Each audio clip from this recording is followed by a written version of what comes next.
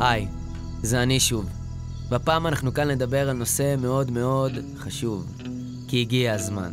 הזמן הגיע להתעורר, קצת להשתחרר, לקום, לצאת מהפוך, למרות שקר, להרים את הראש מהקר, להכניס היגיון לדבר מוכר שהוא לא מותר, אבל בעיקר, להפסיק לחיות בעבר.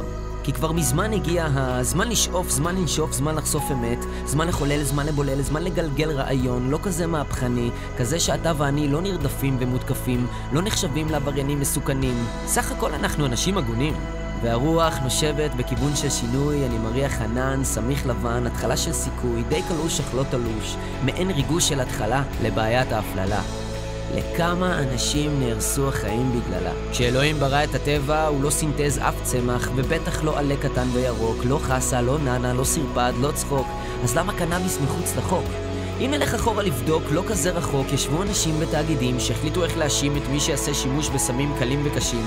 רגע, אתם יודעים שהכל אינטרסים של כסף, כן? על מה לעזאזל הם קשקשים? כל כך הרבה משתמשים הם בעצם אנשים שחולים, אבל רק ככה הם יכולים להרגיש טיפה יותר בסדר.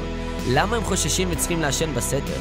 דווקא במדינה שמובילה בתחום במחקר ופיתוח, הראש עדיין אטום, וכל יום יש עוד תיק פתוח על 0.79 גרם. לא חרם? נמאס די.